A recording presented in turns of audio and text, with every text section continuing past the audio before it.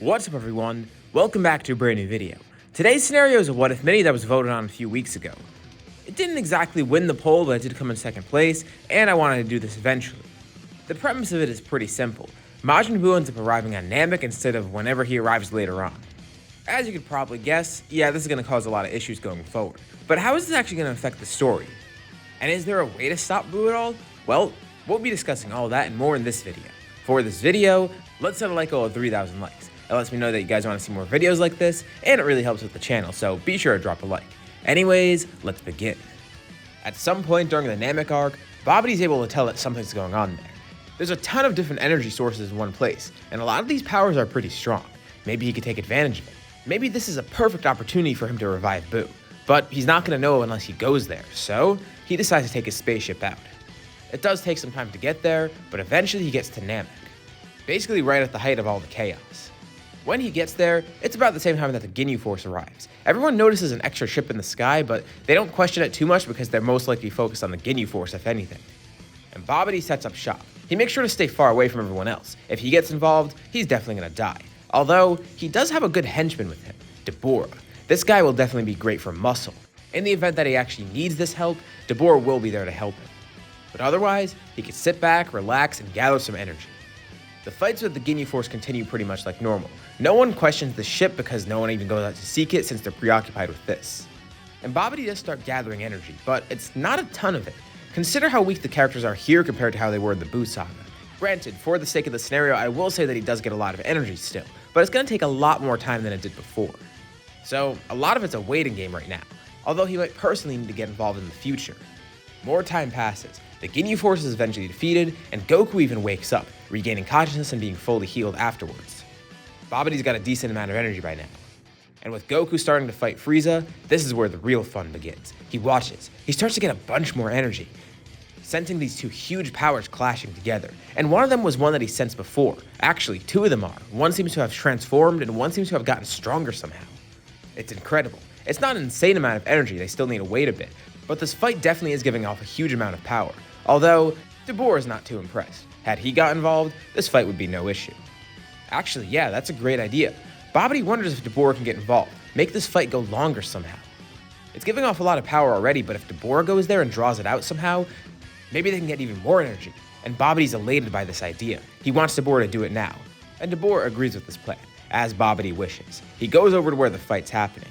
Right now, Frieza and Goku's battle is pretty much uninterrupted. Others are watching, but no one can really get in the way because they're so above everyone in terms of strength. And then Goku notices something weird. There's another energy approaching. Frieza only notices when Dabura actually shows up. They see someone fly over. What is this now? Another pest that came here from Earth? But he looks at Goku's reaction. Goku doesn't know who this is either. Someone else meddling in his business. Whoever this is probably trying to get the Dragon Balls. He looks strange. Definitely not a human, Saiyan, or even Namekian. And Piccolo senses his power too. He has a bad feeling about this guy. He's concealing his strength right now, but that's not the thing. The maliciousness within him. Something's off about him. They might be in trouble. But who the hell is this guy? Why is he here and what's he doing?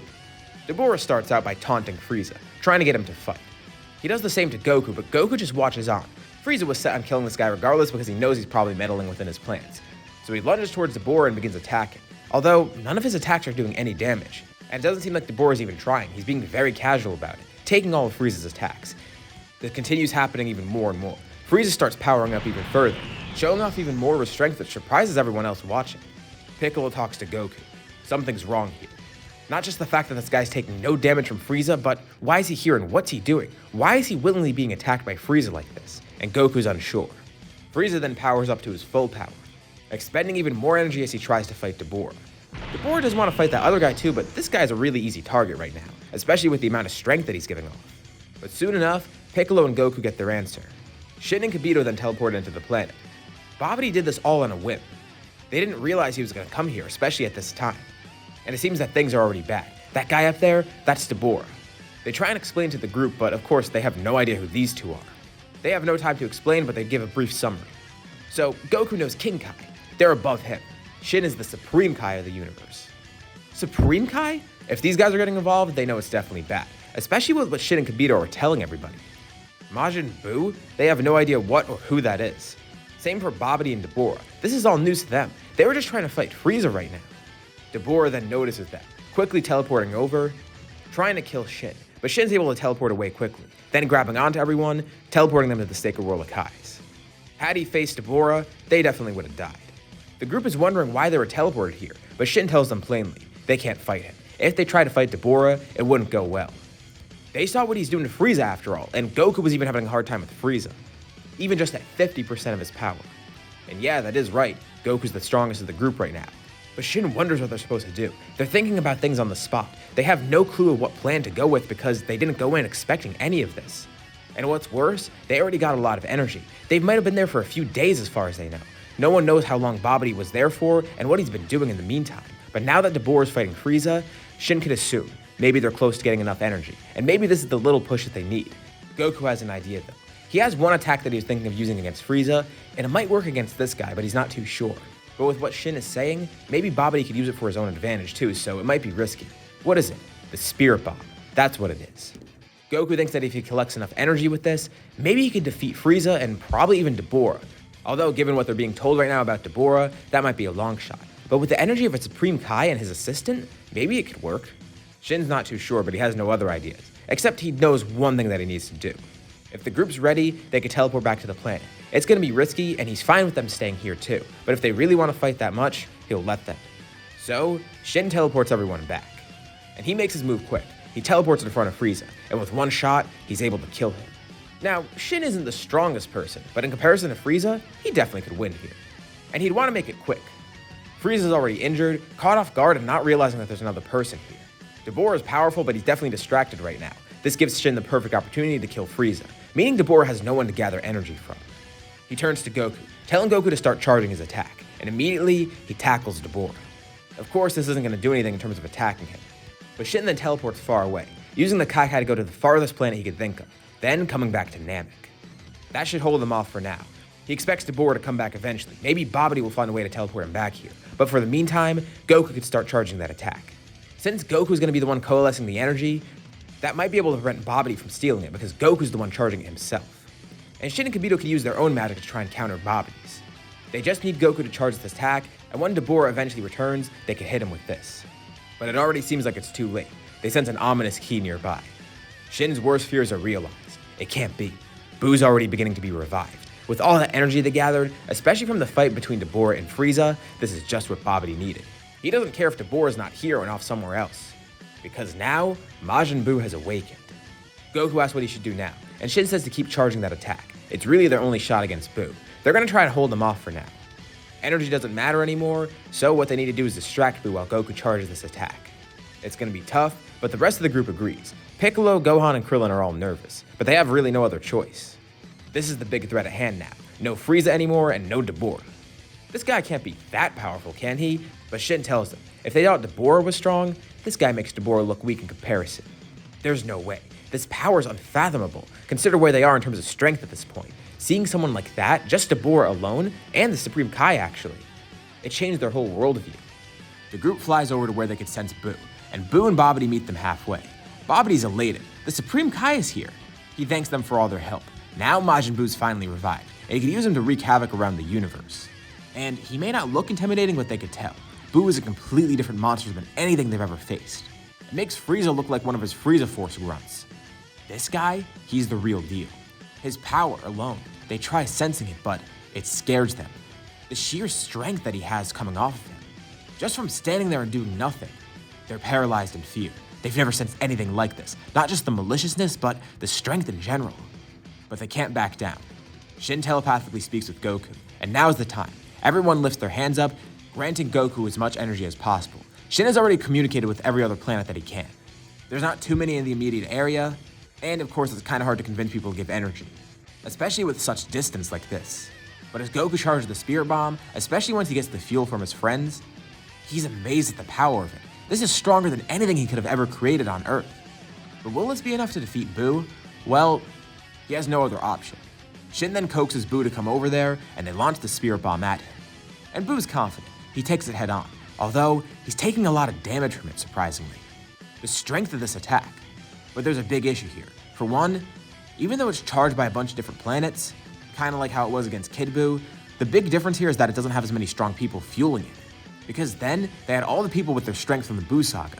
Here, it's only a couple people with their strength from Namek, plus some others around the universe, and it would be a very strong Spirit Bomb, but in terms of fighting BUU, it probably won't be enough. And the other issue here is, BUU is able to push it back. Goku doesn't have Super Saiyan. The best he has is Kaioken times 20. He could try using that to push it back, but once BUU tries pushing it, well, it's hurting BUU, but Goku can't really contend with it. BUU's strength is enough. He pushes it back towards Goku. And since Goku's good, the bomb's not going to hurt him at all. Right? Well, it kind of has the same effect that it did during the Tournament of Power. With the two of them struggling to push it back and forth, eventually, the Spirit Bomb explodes. And here, this can actually injure Goku. And not just that, the power of the Spirit Bomb exploded. Well, it has a pretty bad unintended side effect. A devastating one, actually. The Spirit Bomb erupts, completely destroying Namek. Goku is wiped out by his own attack. Piccolo, Gohan, Krillin, all killed by this. Shin is barely able to teleport away with Kibito in the nick of time. And Babidi is also killed by it too, with BUU taking a lot of damage, but of course he could just regenerate from it. He almost died though. That attack, it was actually pretty strong. And now he has no guidance, there's no Babidi, and there's no one here, no planet anymore either. Everything's gone. It was such an abrupt turn of events. Shin has no idea what to think. That was their only shot at this. They're doomed now. There's no other strong people in the universe to fight BUU. Well, good people. There might be others here and there that he could think of, but even if they look around, who are they gonna find? There's only one simple way to describe the situation. They're doomed. Shin and Kibito want to act immediately. They could probably try and find stronger people around the universe. And who knows, this might be a good thing that Babidi's not here. It's hard to tell. On one hand, BUU is completely unrestrained. On the other hand, he's kind of a mindless monster, so maybe that'll slow him down a bit. Without someone controlling him and directing him to go to places, this could help them at victory. But still, it's a long shot. That remains to be seen. BUU goes around, destroying planets and just having fun in general. While Shin and Kibito try and formulate a plan, maybe they could find some strong fighters. They gotta look around and at least try. They go to Earth. That's where Goku and all those people were from, right? No one's there to help. Some of them are still dead from the Saiyan saga. And in terms of the strongest heroes, well, they just died on Namek. They're in such a tough spot because there's nothing they can do. They could warn the populations of all these planets, but that'll just make everyone freak out, causing a mass panic throughout the universe. They spend years trying to look around, trying to stall for time and maybe stopping BUU somehow. Their strength is enough, but they could probably hold him off a bit, and also direct him to different places, trying to keep him away from the planets with life. By this time, BUU's already killed King Cold because he sought him out, but he hasn't really encountered any other strong people yet. The strongest fighters in the universe are secluded on random planets far away, and even if BUU did find them, they'd put up no challenge against him. The only person that Shin and Kibito think could possibly even defeat him is Moro, that one guy that they heard about a while ago. He's locked away by the Galactic Patrol, and of course if they let him out, that's going to be an even worse issue, so they can't really resort to that. Otherwise, they can't think of anyone else, until a strong fighter does come along. On Earth eventually, since it's left pretty untouched, the androids begin attacking. Trunks never shows up in this timeline because I kind of want to save him from that nonsense. He's going to be fine here, so no worries about him. But sadly for Earth, they begin to get terrorized by the androids, and at some point, Cell arrives from the future. This is not too long after Namek actually, only a few years after. Cell's able to absorb the androids, attaining perfection, and basically being the strongest thing in the universe, or at least he assumes so. He's surprised. There's no Goku or anyone here for that matter, no one to contend with him. But he does sense one power out in space. It's very far away, but it's strong. The fact that he can even sense it here tells him everything. And Shin and Kibito realize, this is another big threat, but maybe whoever this guy is, friend or foe, he could probably defeat BUU. Or he's their best chance at it. They're not too sure. Cell goes out into space, seeking out this BUU guy. The two of them meet and not too many words are exchanged. Cell could tell that this guy's kind of an airhead. He just wants to fight right now. He knows that BUU will be a threat in the future, and if anything, it'll be a great test for his perfection. Plus, something about this guy's energy. Maybe he could try and absorb some of it. The two begin fighting, and the battle is a massive spectacle. They're going completely unrestrained, going around different planets, destroying everything with no regard. BUU's actually having fun too for the first time in ever. And Cell does try and steal some of BUU's power, but BUU prevents this, noticing the tail trying to stab him and being able to avoid it easily. Even if Cell is strong, he's nothing in comparison to BUU. Plus, with BUU's regeneration and stamina, Cell's gonna be worn out eventually, either due to injuries or just stamina in general. And BUU's able to take victory here, ending up killing Cell as well. He's triumphant. His victory makes him really happy.